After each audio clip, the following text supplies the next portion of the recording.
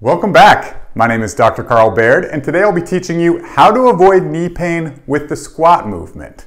So remember, the squat is one of those full body movements that we use to build strength, to limit impact that goes through our joints and solve things like knee pain.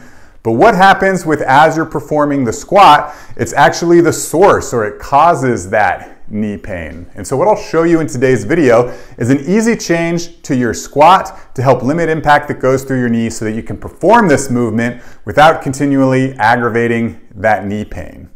So before we get started, let's just do a quick reminder of what the squat movement is. The squat is how do we get our hips down as low as we can.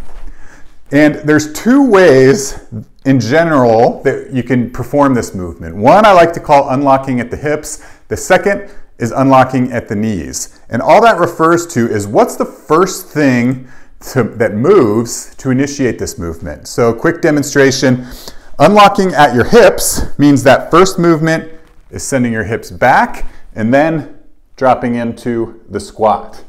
The second is unlocking at the knees, which just means that first movement is bending the knees and sinking those hips straight down.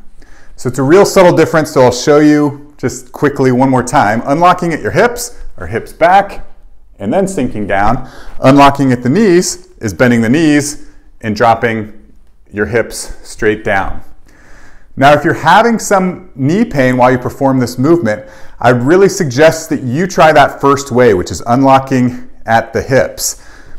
Because what happens when I unlock at the knees and drop my hips straight down, you can see that your knees come a little bit more forward. There's a steeper angle here, which is going to put more stress on your knees. Your center of gravity is a little further forward, which also puts more impact on your knees and can aggravate knee pain if you're somebody who's predisposed to knee pain.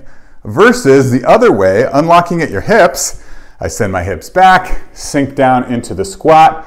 This shifts my center of gravity backwards a little bit, so it's more in my hips than at my knee. And there's also a less steep angle along the front of the knee. So it's overall just less impact on your knee so that you can perform the squat without aggravating your knee pain. So go ahead and give that a try. If you have any questions, leave a comment below. I'm happy to help. Again, my name is Dr. Carl Baird. Thank you so much for being here. We'll talk to you soon.